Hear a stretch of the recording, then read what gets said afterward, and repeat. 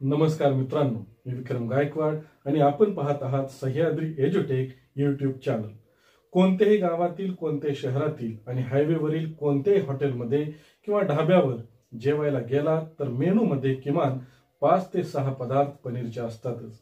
5 star हॉटेलमध्ये गेला तर व्हेजिटेरियन सेक्शनमध्ये 60% डिशेस पनीरच्या असतात।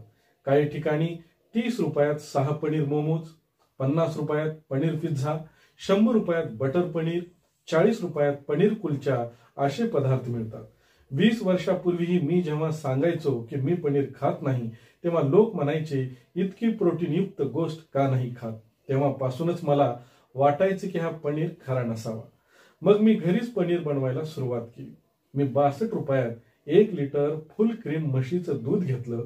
त्यातून साधारणपणे 200 ग्रॅम पनीर मिळालं। म्हणजेच 1 किलो पनीर बनवण्यासाठी 5 लिटर दूध लागते, ज्याची किंमत 310 रुपये होते। सध्या बाजारात पनीर 200 ते 250 रुपये किलोने मिळते। जर दुधाचा फॅक्टरी भाव लिटरला 50 रुपये धरला तरीही फक्त दुधासाठी 250 रुपये खर्च येतो। यात मजुरी, गॅस, इंधन वगैरे जोडल्यास हा खर्च 60 रुपयापर्यंत पोहोचतो।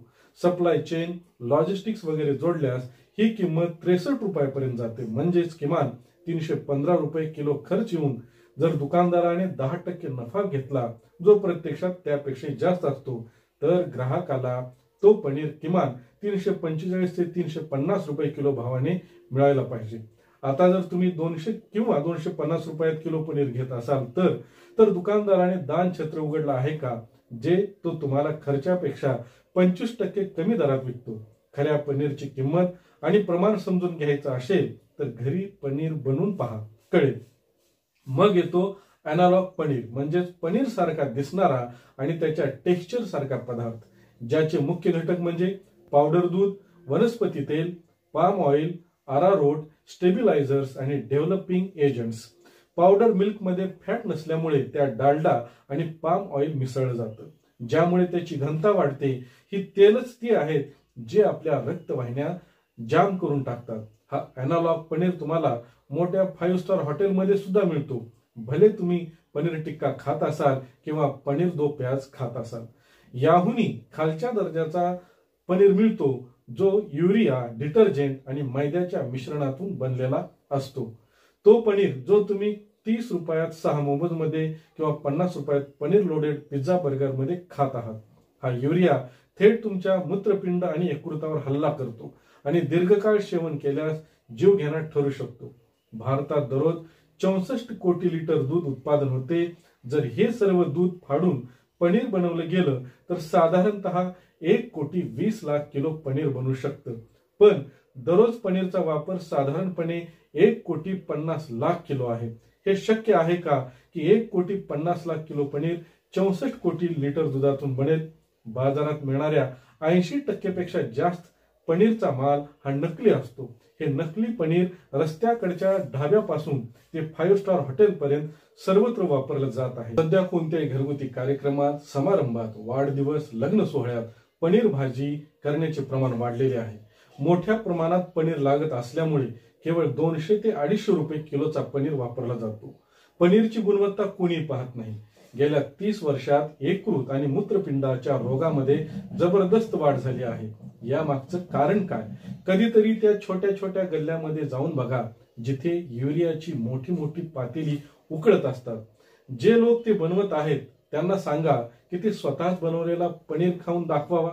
पुढच्या वेळी जेव्हा तुम्ही हॉटेलमध्ये पनीरची डिश ऑर्डर कराल, तेव्हा सांगा की एक कच्चा पनीरचा तुकडा आणून दाखवा। मी नक्की सांगतो ते 1000 बहाणे करतील। मी हे आजमावून पाहिलं आहे। एका रेस्टॉरंट वाल्याने तर मला साफ सांगितलं की तुम्ही जेवण करायचं असेल तर करा, नाहीतर तुम्ही इथून निघून जा। दुग्धजन्य पदार्थ हा आजच्या काळातील सर्वात मोठा घोटाळा आहे। दुर्दैवाने सरकार सुद्धा याबाबत काही करू शकत नाही। नकली उत्पादनं दररोज पकडली जातात, पण आपल्या कायद्यात त्यासाठी फक्त काही दंड किंवा छोटीशी शिक्षा आहे। यामुळे होणाऱ्या लाखो अप्रत्यक्ष मृत्यूसाठी त्यांना जबाबदार धरलं जात नाही। नकली पनीर घरी तुम्ही ओळखू शकता, त्यासाठी काही खालील प्रमाणे चाचण्या तुम्हाला कराव्या लागतील। नंबर 1, पनीरचा छोटा तुकडा गरम पाण्यात म्हणजे 80 ते 90 अंश सेल्सिअसला 5 मिनिटे टाका.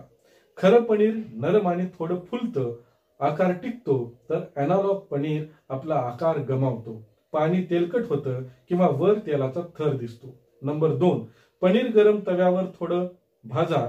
खऱ्या पनीरास पाणी सुटतं पण तेल नाही. अॅनालॉग पनीरास तेल सुटायला लागतं कारण त्यात पाम किंवा नारळ तेल असतं. नंबर 3, खऱ्या पनीरास दुधाचा सौम्य गोडसर वास असतो, तर अॅनालॉग पनीरास कृत्रिम सुगंध, साबणासारखा किंवा मेणासारखा वास येतो. युरिया, डिटर्जंट पावडर आणि मैदा घातलेला पनीर घरी ओळखायचा असेल तर ब्रोमोथायमॉल ब्ल्यू इंडिकेटर म्हणजे BTB किंवा लिटमस पेपरचा वापर करून ओळखता येतो. यासाठी तुम्ही खालीलप्रमाणे कृती करा. नंबर 1, पनीर 5 मिनिटं कोमट पाण्यात भिजवा. त्याचं पाणी काढून त्यात BTB इंडिकेटर टाका. निळा रंग दिसला तर युरिया असण्याची शक्यता आहे. ही चाचणी दुधासाठी वापरता येते. नंबर 2, थोडे पनीर बारीक करून पाणी टाकून घुसळून बघा. फेस आला तर त्यात डिटर्जंट आहे. म्हणून मित्रांनो, एक तर घरच्या घरी पनीर बनवून खा किंवा आपल्या विश्वसनीय दुकानदाराकडून हॉटेलमधून घ्या किंवा खा. नाहीतर तुम्ही पैसे देऊन विष विकत घेत आहात, जे तुम्हाला आतून हळूहळू मारून टाकणार आहे असेच समजा. आपण आता इथेच थांबूया. पुन्हा भेटूया नवीन व्हिडिओमध्ये. धन्यवाद.